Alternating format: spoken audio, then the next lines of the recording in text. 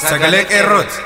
Sagaleen qeerroo torbaanitti guyyaa 3 diddaa uummata Oromoo fi saboota cunqurfamoo impaayera biyyattiin mara akkasumas shira mootummaa abbaa irree wayyaanee kan gabaasu. Kun sagalee qeerrooti.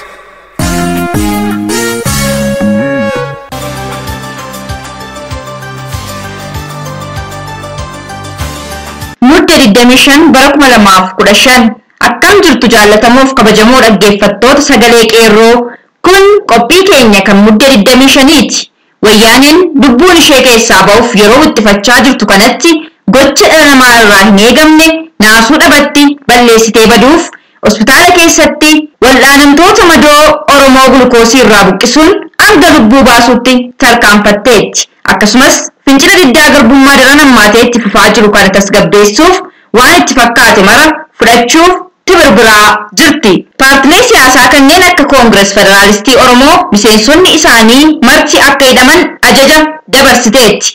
Kun kanaan osoo jiru humna wayyaanee laamsheessuuf qeerroon tarsiimoo dabalataa baasuun tarkaanfii isaa dabalaa tooftaa daandii bilisummaa gabaabsu karoorfachuu isaa beeksiseera. Kunis tooftaa balaa Hindiyaa koloneeffattoota Ingiliz ofirraa baasuuf itti fayyadame tooftaa jabaa gootni Hindiyaa gaandiin baase sana Oromiyaa irratti hojiirra oolchuutiin xiqqaatti hanga guddaatti kaampaanii Tigroota Oromiyaa keessatti socho'an itti fayyadamuu dhabuun irraa bituuf gurguruu dhabuun diinagdee Tigrootaa kamiyyuu ugguruun akka ta'e qeerroon addeesseera. Waamicha kanaaf oduulee biroo jaallee ayyaanee kaayyoo isiniif dhiyeessiti. Akkasumas ibsa qeerroo bilisummaa irraa darbe paartilee siyaasaa ilmaan Oromoo karaa nagaan Oromiyaa keessatti socho'an darara irraan ga'aa jiru ilaalchisee ibsa qeerroo bilisummaa irraa darbe jaal hariiroo jorgoo nuuf dhiyeessa. Wallee warraaqsaas yoomiyyuu mi'aa qophii keenyaati. Hanga xumura qophii keenyaatti akka nu hordoftan kan isin afeeru anis Biiftuu Galmooti. Amma oduu dhageenya.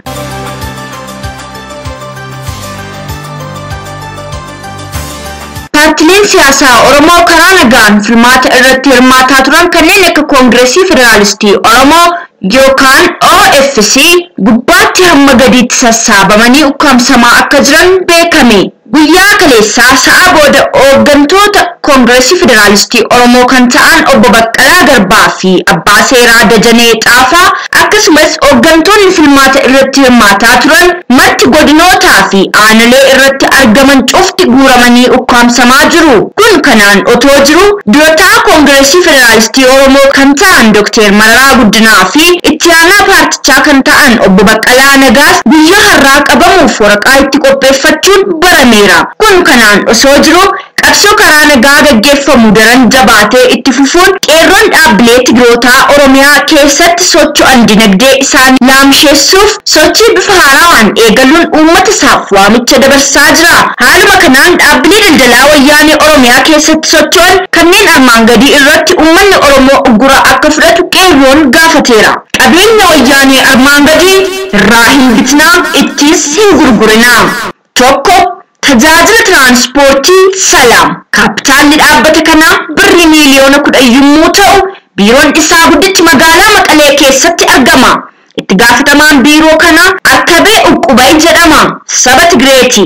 2 dhaabbata ijaarsaa Sagal yookaan Sagal Construction.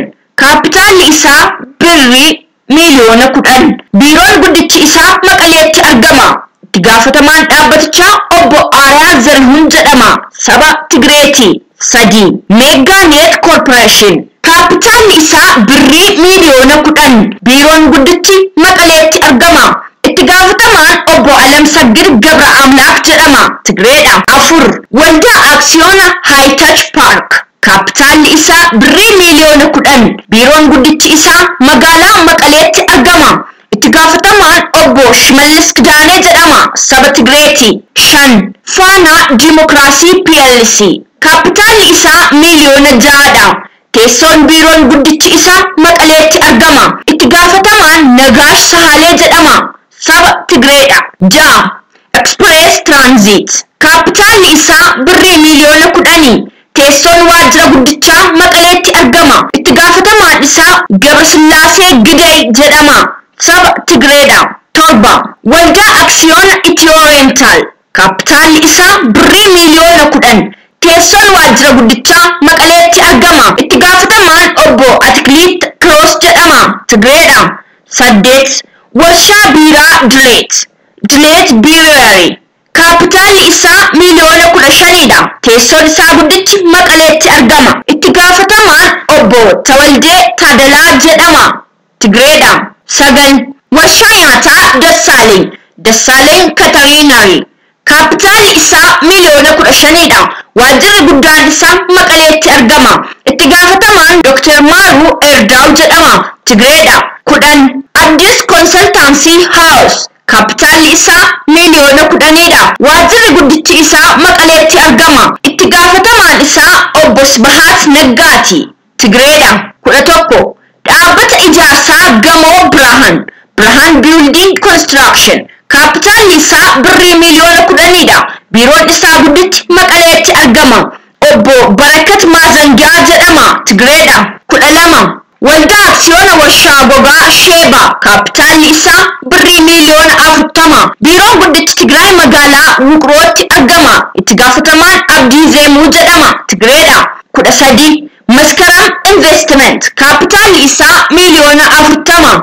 Biiroon guddichi magaalaa Aksuumitti argama. Itti gaafatamaan obbo Teediroos Ayis Tasfaayee jedhama. Tigreedha. 14. Waldaa Aksiyoona Inshuraansii Afrikaa. Kaapitaalli isaa miliyoona 30. Teessoon biiroon guddichi magaalaa Finfinneetti argama. Itti gaafatamaan isaa Yohaannis Uqubaay jedhama. Tigreedha. 15. Global Auto Spare Part. Kaapitaalli isaa miliyoona 26dha. Teessoon biiroon guddichi Finfinneetti argama. Itti gaafatamaan isaa obbo Taklabirhaan Habtuu jedhama. Tigreedha. 16. Experience Ethiopian Travel. Kaapitaalli isaa miliyoona 26. Teessoon biiroon guddichi Maqaleetti argama. Itti gaafatamaan isaa obbo Toonhiik jedhama. Tigreedha. 17. Addis Engineering Consultancy. Kaapitaalli miliyoona 25. Biiroon guddichi Finfinneetti argama. Itti gaafatamaan obbo Arleebee Uqubaay jedhama. Tigreedha. 18. Hiyoot Agriculture Mechanization. Kaapitaalli isaa miliyoona 25. Teessoon Maqalee. Itti gaafatamaan obbo Yohaannis Kidaanee jedhama. Lammii Tigreedha. 19. Aksiyoona Keemikaalaa Barihee. Kaapitaalli isaa birrii miliyoona 25. Teessoon guddichi Maqaleetti argama. Itti gaafatamaan obbo Abdii Zeemuuti. Tigreedha. 20. Dhaabbata Ekspoortii Hoolaa fi Re'ee Raahiwaa. Kaapitaalli birrii miliyoona 25. Teessoon guddichi Maqaleetti argama. Itti gaafatamaan Yaasin Abdurrahman. 21. Dhaabbata oomisha qorichaa Star Pharmaceuticals. Kaapitaalli isaa miliyoona 25. Teessoon isaa Maqaleetti argama. Itti gaafatamaan obbo Arkabee Uqubaayidha. 22. Tasfaa Livestock. Kaapitaalli isaa miliyoona 20. Teessoon Maqaleetti argama. Itti gaafatamaan obbo Yohaannis Kidaaneeti. Tigreedha. 23. Warshaa Huccuu Almeedaan. Kaapitaalli isaa miliyoona 660. Teessoon isaa Maqaleetti argama. Itti gaafatamaan obbo Abdii Zeemuuti. 24. Masfin Industrial Company. Kaapitaalli isaa miliyoona 500. Maqaleetti argama. Itti gaafatamaan obbo Arkabee Uqubaay. 25. Warshaa Simmintoo Maseeboo. Kaapitaalli isaa miliyoona 240. Biiroon guddichi Maqaleetti argama. Itti gaafatamaan obbo Abdii Zeemuu jedhama. 26. Almeedaa Textile Factory. Kaapitaalli isaa birrii miliyoona 180. Magaalaa Maqaleetti argama. Itti gaafatamaan obbo Abdii Zeemuu jedhama. 27. Saar Constitution. Kaapitaalli isaa birrii miliyoona 150. Biiroon guddichi Finfinneetti argama. Itti gaafatamaan obbo Arkabee Uqubaay. 28. Trans Itoophiyaa. Kaapitaalli isaa miliyoona 100. Maqaleetti argama. Itti gaafatamaan obbo Shimallis Kidaanee jedhama. Tigreedha. 29. Dhaabbata qusannaa fi liqii Deddebit. Kaapitaalli isaa miliyoona 60. Teessoon guddichi Maqaleetti argama. Itti gaafatamaan obbo Atikiliit Kiroos jedhama. 30. Izaana Mining Development. Kaapitaalli miliyoona 55dha. Biiroon guddichi Finfinneetti argama. Itti gaafatamaan obbo Teediroos Haayila Barihee jedhama. Tigreedha. 31. warshaa oomishaa qorichaa Addis yookaan Addis Pharmaceutical Production kaapitaalli isaa miiliyoona 53 biiroon isaa gudditti Finfinneetti argama. Itti gaafatamaan obbo Abdii Zeemuudha. 32 waldaa aksiyoona manneen daldalaa Xaanaa kaapitaalli isaa miiliyoona 50 teessoon biiroo isaa gudditti Maqaleetti argama. Obbo Sibahat Naggaatu ooggana. Dhaabbatawwan wayyaanee asiin gaditti tarreeffamanii argaman immoo kaapitaala isaanii ifa godhanii hin jiran. 33 Ambaasal Commerce Dinshoo Share Company. 34 Tigray Tagai Association Brook Chemical Share Company. 35 Tigray Tagai Association Brook Chemical Share Company. 35 Dashin Beer Factory. 36 Express Ethio Travel Service. 37 Tigray Development PLC Computer Networking Technology. 38 Brahan Building Construction. 39 Star Pharmaceutical Importers. 40 National Electromechanical. 41 Saba Imanabarad Guna Trade Service. 42 Biiftuu Dinshoo Oromiyaa Credit Bank. 43 Adwa Flour Factory. 44 Wando Trading. 45 Shala Advertisement. 46 National Geo Textile. 45 Shala Advertisement. 46 National Geo Textile. 47 Tikal Agri Tigray. 48 Wagagan Bank. 49 Allage Forest Products. 50 Sabahat Nagga PLC. 51 Addis Transport. 52 Walta Industry. 53 Marha Poultry. 54 Dima Honey Processing Plant. 55 Zallaqee Agricultural Mechanization PLC. 56 Tiqraabay Transport. 57 Biruk Tasfaa Plastic Factory. 58 Abdalle Animal Export Company. 59 Maayicoo Particle Board. Kaampaaniiwwan armaan olii hundi qabeenya mootummaa wayyaanee dhalattoota Tigraayitiin hoogganamanidha.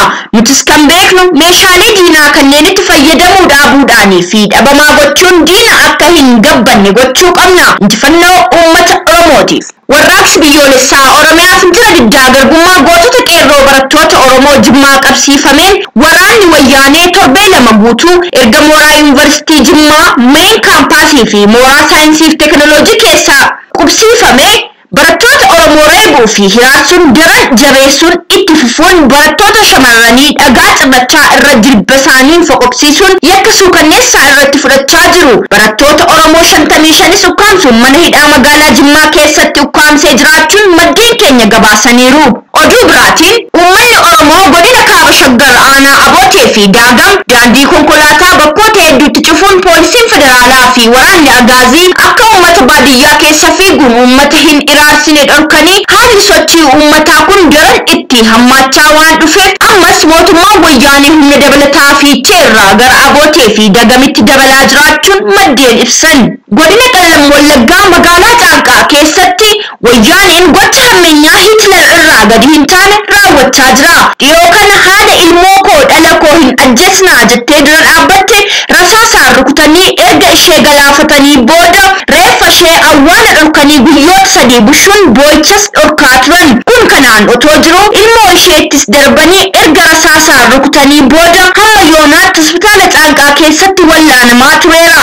Haa ta'u malee hamma immoo dokteeronni rifeerii barreessanii fi gara magaalaa Finfinneetti akka geeffame wallaanamu yoo barreessaniif illee waraanni wayyaanee Agaazii jedhamu waraqaa rifeerii dokteerotaan barreeffame fuudhuun cicciranii darbachuun hinumaatu achi bira darbanii ammoo gulukoosii irraa buqqisuun lubbuu ilma Oromoo kanaa hatattamaan akka dabartu gochuun isaanii ifa ta'eera. Nama booji'amee akka waraanaa jiru tokko bifa kanaan lubbuu isaa akka darbu gochuun seera addunyaanis kan nama gaafachiisuuf immoraal ta'uusaa ibsuun qeerroon akkaan balaaleffatee ibsa baaseera. Egaan dhaggeeffattoota keenya oduun keenya kana fakkaata ture. Qophiilee keenyaaf waliin turtii gaarii.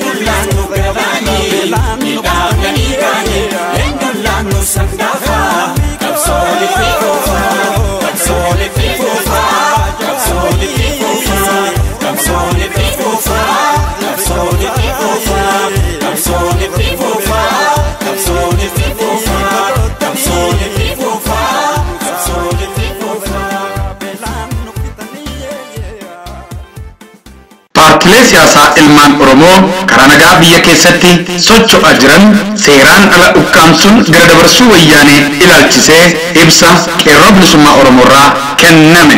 Koloneeffattoonni of tultoonni ilmaan Tigraay Oromiyaa seenanii daa'imman barumsa irra jiran irratti keemikaala dhukaasuun summeessuu komaandoon Agaazii Isnaayiperiin barattoota yuunifoormii mana barumsaa uffatan dhiiga isaanii gannaqee galaafachuun daa'imman waggaa 8 irraa eegalee dubartoota ulfaa fi maanguddoota jaarsaa fi jaartii otoo hin jenne jumlaan galaafachuun yuunivarsiitiilee seenee dubartoota daa'imman dabalatee gudeeduu irratti argama. Hunda daran ammoo madoo hospitaala keessaa riifeerii dhorkuu fi gulukosii irraa buqqisuun umrii gabaabsuun waan dhalli namaa ilma namaa irratti hin raawwanne gara jabeenyaan raawwachaa jiru.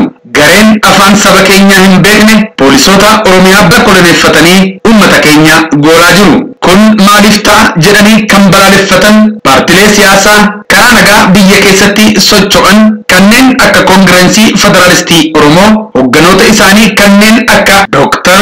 Mararaa Guddinaa, Baqqalaa Garbaa, Baqqalaa Nagaa, Olbaanaa Lalisaa, Dajanee fi Bullallaafaa ukkaamsuun gara dabarsaa jiru. Paartileen kun kan gaafatan mirga saba ofiiti. Barattootiin Oromoo maaliif ajjeefamu? Daangaan Oromiyaa maaliif caba? Qonnaan bulaan keenya lafa isaarraa maaliif buqqaa? Aadaaf afaan keenya handhuura biyya keenya magaalaa Finfinneerraa dachee akaakoo fi abaaboo keenyarraa maaliif dhabama? Kan jedhu gaaffii abbaa biyyummaa Oromoodhaati. Kun ammoo garaagarummaa ilaalcha siyaasaan otoo hin daangeffamin Oromoon marti biyya keessaa fi ala jirru kan akkaataa keessa deebii hin qabneen tokkummaan balaaleffannedha. Kana waan ta'eef wayyaaniin badii ofiif balleessitee uummata ofitti kaafteef qaama biraa iyyakuu dhiiftee hatattamaan maaster pilaanii kana seeraan haquu ishee labsuu qabdi. Barattoota Oromoo fi qonnaan bulaa Oromoo sababa kanaa fi siyaasaan hidhamanii dararaa olaanaa irratti argaman mara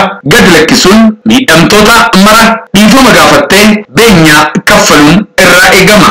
Yoo kun ta'uudhaa baate qeerroon bilisummaa uummata isaa waliin ta'uudhaan hooggantoota wayyaanee godinaalee fi naannoo irratti argaman mara irratti dhiigaan deebisuun tarkaanfii keessa deebii hin qabne kan wayyaaneen ilmaan Oromoo irratti fudhataa jirtu fudhachuudhaaf ajaja dabarsuuf akka dirqamu gad jabeessee beeksisa.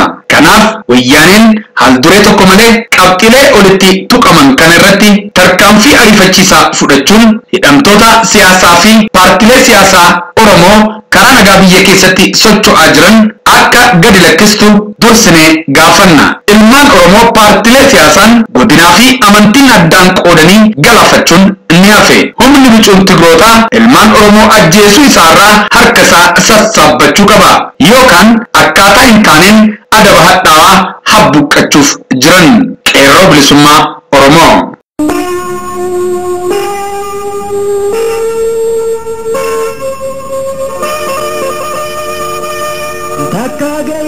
Bulle malin geirar sabeka mana wada jambulle malin je karabeka amma ya amma beka o muda be sabeka dadan to so jirtu kokobla kae kaisa ma pinda be saega ma pinda be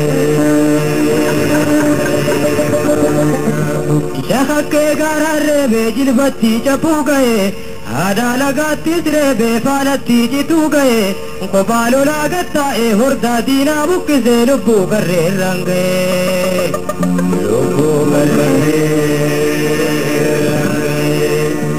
Afangara duleti shakakke digan alle borte digan balleise Afan laga duleti bibbiyi diddimeise gotu digan balleise Gafatti guyyalo laare bame osondeise Harme to wada gota hunda kiya narramte Hunda kiya narramte Adde isa dule adda dira barbade Dukkanan dule turre fanan barbade Dabesa wajjin dule gaji chalamiti ya lubbu addan barbade Lubbu addan barbade Itti bondi bibarte sarba dula eggate Allah tinya tabarte biblee harka eeggate haati biblee dayatte kufummi ilmaan ayyaa gala faaruu eeggate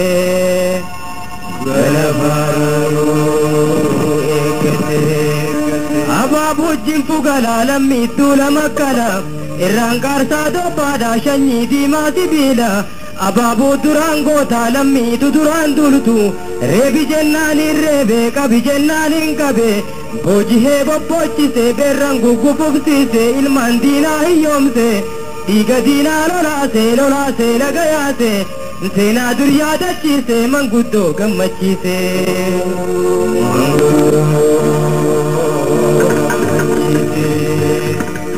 seenaa gootummaa atoyneeteto seenaa gootummaa atoyneeteto sabloonaa buulaa'uu ibne muusoloonee dhaaburoo magarjeene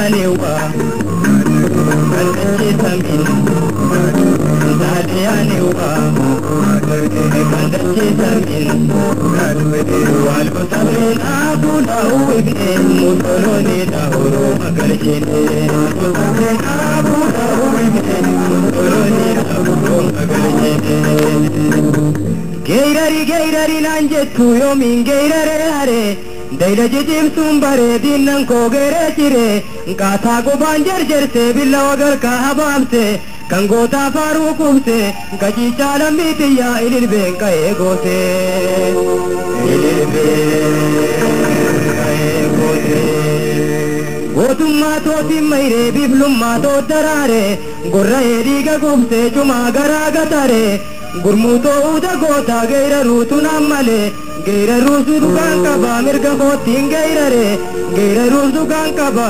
hukumila mitiya gurra hokara dabre Gurra Allaya da khallite dare moganu dorke chita mirka udorke Korma gurgureti fin naraka udorke Tufanta banadi se kata te suma dorke Darbade hareretin lammi to arabiya biluto badi dorke Biluto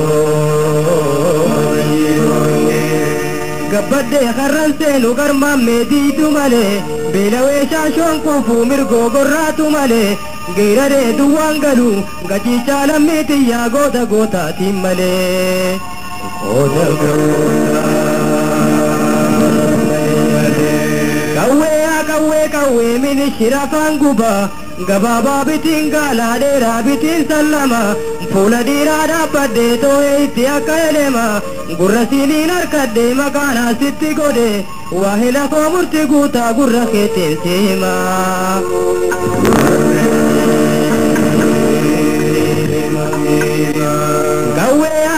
Kawe min shirafan guba na safan baruda Gadada warragama tuma ogeisa chima Abborra dannam binne hiriyon tonan hine lammin kalonan doine Gotumma narkachise harme to hunde ayya lubbu to du'a kenne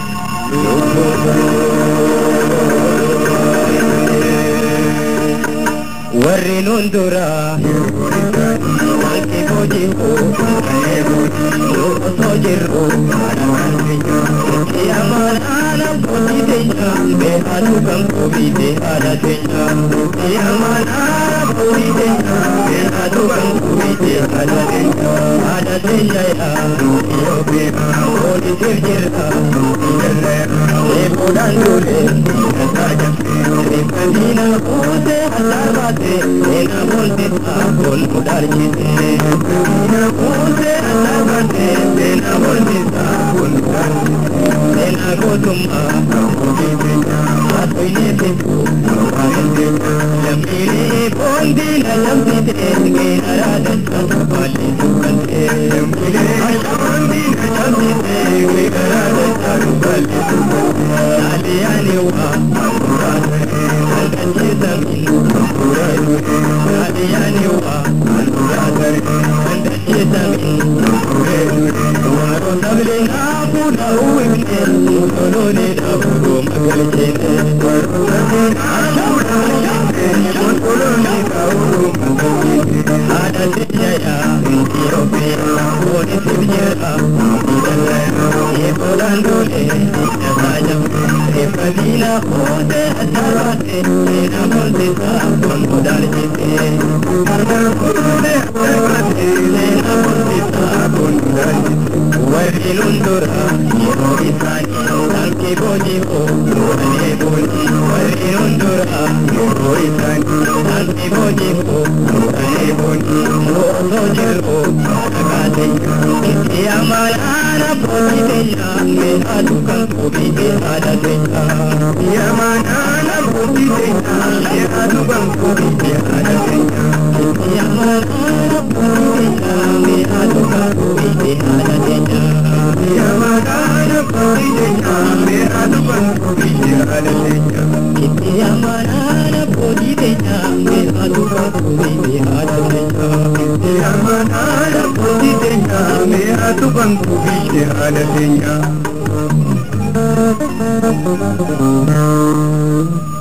Egaa dhaggeeffattoota keenya qophii har'aaf qabannee dhiyaanne kanumaan xumurame.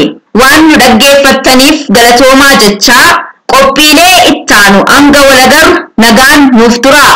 Injifannoo uummata Oromoof gadaan gadaa bilisummaati.